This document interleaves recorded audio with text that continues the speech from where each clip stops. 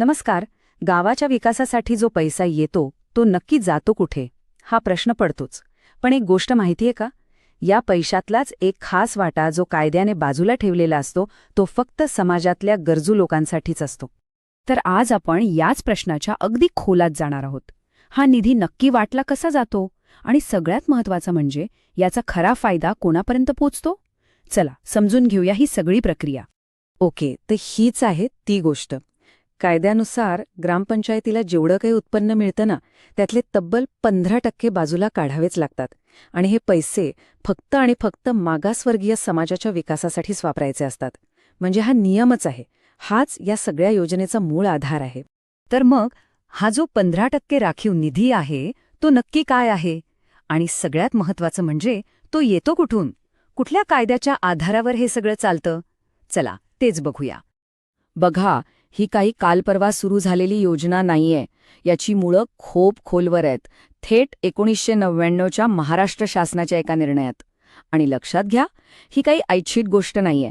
म्हणजे केलं तर केलं, नाही तर नाही, असं चालत नाही. हा एक बंधनकारक कायदा आहे. पण आता एक प्रश्न येतो की हे एकूण उत्पन्न म्हणजे नेमकं काय? कुठून येतो हा पैसा? तर यात बऱ्याच गोष्टी येतात. म्हणजे गावातली घरपट्टी, पाणीपट्टी, वेगवेगळ्या प्रकारच्या फी, जमीन महसूल आणि हो, शासनाकडून मिळणारी वेगवेगळी अनुदानं सुद्धा. या सगळ्याची बेरीज करून जे उत्पन्न होतं त्यातून हे 15% काढले जातात. ठीक आहे, पैसे तर बाजूला ठेवले, पण ते मिळणार कोणाला? हा सगळ्यात महत्त्वाचा प्रश्न आहे, नाही का? म्हणजे या निधीतून मदत मिळवण्यासाठी नक्की कोण कोण पात्र आहे? तर शासनाच्या नियमानुसार हा निधी समाजातील अशा घटकांसाठी आहे ज्यांना विकासाच्या मुख्य प्रवाहात आणण्याची गरज आहे. यामध्ये अनुसूचित जाती, अनुसूचित जमाती, विमुक्त जाती, भटक्या जमाती, इतर मागासवर्गीय आणि नवबौद्ध या सगळ्यांचा समावेश होतो. आता इथे एक इंटरेस्टिंग गोष्ट आहे. लाभार्थी निवडण्याची पद्धत आहे ना ती आता बदलली आहे. पूर्वी कसं होतं, ज्यांचं वार्षिक उत्पन्न 6,400 रुपयांपेक्षा कमी आहे त्यांनाच लाभ मिळायचा. पण आता ही अट काढून टाकली आहे. 2006 नंतर आता निवड होते ती थेट BPL म्हणजेच दारिद्र्य रेषेखालील लोकांच्या या यादीतून त्यांच्या गुणांनुसार. यामुळे काय झालं तर जी कुटुंब सगळ्यात जास्त गरजू आहेत त्यांच्यापर्यंत मदत पोचवणं सोपं झालंय. आणि या निवडीमध्ये सुद्धा एक क्रम ठरलेला आहे. म्हणजे बघा, पहिला हक्क असतो तो सगळ्यात गरीब कुटुंबांचा, ज्यांचे BPL गुण सर्वात कमी आहेत. त्यानंतर येतात दारिद्र्य रेषेखालची इतर कुटुंब आणि मग उरलेले इतर पात्र लाभार्थी.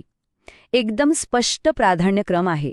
ठीक आहे, आता हे पैसे कशावर खर्च करायचे आणि त्याहून महत्त्वाचं म्हणजे कशावर खर्च करायचे नाहीत याचेही काही नियम आहेत. चला ते पाहूया. मुख्यतः 2 प्रकारे हा निधी वापरता येतो. एक आहे सामूहिक विकासासाठी, म्हणजे संपूर्ण वस्तीसाठी पाणीपुरवठा, रस्ते, गटारं किंवा पथदिवे लावणं. आणि दुसरा प्रकार आहे वैयक्तिक लाभाचा, म्हणजे एखाद्या व्यक्तीला किंवा कुटुंबाला थेट मदत, जसं की मुलांच्या शिक्षणासाठी साहित्य देणं किंवा मग शिलाई मशीन, पिठाची गिरणी यांसारखी साधनं देणं, ज्यातून त्यांना स्वतःचं उत्पन्न सुरू करता येईल. पण एक गोष्ट अगदी स्पष्ट आहे, काही गोष्टींवर हे पैसे खर्च करायला कायद्याने सक्त मनाई आहे. उदाहरणार्थ ग्रामपंचायतीच्या ऑफिसचं बांधकाम, कर्मचाऱ्यांचे पगार किंवा मनोरंजनाचे कार्यक्रम आणि हो, पुतळे वगैरे बांधण्यासाठी तर हा निधी अजिबात वापरता येत नाही. तर आता लाभ देण्याची जी नवीन आधुनिक पद्धत आहे, जी खूपच पारदर्शक आहे, तिच्याबद्दल बोलूया. ही पद्धत आहे डायरेक्ट बेनिफिट ट्रान्सफर, म्हणजेच DBT. पहिल्यांदा कसं व्हायचं, ग्रामपंचायत वस्तू खरेदी करायची आणि त्या वाटल्या जायच्या. पण आता तसं नाही. DBTमध्ये लाभार्थ्याच्या बँक खात्यात थेट पैसे जमा होतात. याचे फायदे खूप आहेत. एकतर सगळा व्यवहार पारदर्शक होतो. दुसरं म्हणजे लाभार्थ्याला हवी ती चांगल्या क्वालिटीची वस्तू निवडता येते. आणि तिसरं म्हणजे गावातल्याच दुकानातून खरेदी झाल्यामुळे स्थानिक व्यापाऱ्यांचाही फायदा होतो. आणि ही प्रक्रिया एकदम सोपी आहे. बघा, पहिलं म्हणजे ग्रामसभेत लाभार्थ्याची निवड होते. मग त्यांचं आधार लिंक असलेलं बँक खातं घेतलं जातं. त्यानंतर लाभार्थी स्वतः बाजारात जाऊन वस्तू खरेदी करतो आणि त्याची पक्की पावती आणून देतो. ही पावती तपासली जाते आणि सगळं बरोबर असेल की अनुदानाचे पैसे थेट त्याच्या खात्यात जमा होतात. झालं. आणि या योजनेतून काय काय घेता येतं याची यादी पण खूप मोठी आहे. म्हणजे विद्यार्थ्यांसाठी लॅपटॉप किंवा सायकलसारख्या वस्तू आहेत, तर शेतकऱ्यांसाठी शेतीची अवजारं, ठिबक सिंचन. एवढंच नाही तर पशुपालनासाठी शेड बांधायला सुद्धा मदत मिळते. म्हणजे अनेक पर्याय उपलब्ध आहेत. आता निधी वापरण्याचे 2 नियम तर खूपच महत्वाचे आहेत. हे लक्षातच ठेवायला हवं. पहिला नियम, वर्षाच्या शेवटी जर या फंडले पैसे उरले तर ते वाया जात नाहीत. ते पुढच्या वर्षीच्या फंडमध्ये आपोआप जमा होतात. आणि दुसरा नियम, समजा गावात कोणी पात्र लाभार्थीच सापडला नाही, तर तो निधी परत पाठवायचा नाही. उलटं गटविकास अधिकाऱ्यांची परवानगी घेऊन नियम थोडे सोपे करायचे आणि तो निधी वापरायचाच. योजना तर मस्त आहे, पण ती व्यवस्थित राबवली जाते की नाही हे कोण बघणार? याच्यासाठी जबाबदारी कोणाची? तर हो, यासाठी एक अगदी पक्की साखळी तयार केलेली आहे. बघा, गाव पातळीवर ही योजना लागू करण्याची जबाबदारी थेट सरपंच आणि ग्रामसेवकांची असते. त्यांच्या कामावर लक्ष ठेवतात पंचायत समितीचे विस्तार अधिकारी, जे दर महिन्याला याचा आढावा घेतात. आणि जर काही गडबड झालीच तर कारवाई करण्याचे अधिकार गटविकास अधिकारी म्हणजे BDO आणि जिल्हा परिषदेचे मुख्य कार्यकारी अधिकारी म्हणजे CEO यांच्याकडे असतात. आणि ही जबाबदारी म्हणजे काही चेष्टा नाही.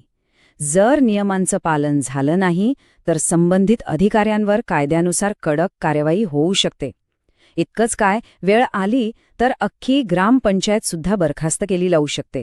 इतका हा विषय गंभीर आहे. तर हे सगळं झालं 15% निधीचं कागदावरचं स्वरूप. नियम अगदी स्पष्ट आहेत, लाभार्थी कोण असतील हे ठरलेलं आहे आणि कोणाची काय जबाबदारी आहे हेही पक्का आहे. पण एक प्रश्न शेवटी राहतोच की आपल्या स्वतःच्या गावात जमिनीवरचं वास्तव काय आहे? हे धोरण जसं कागदावर दिसतंय तसंच ते खरंच राबवलं जातंय का? हा विचार प्रत्येकाने करायला हवा.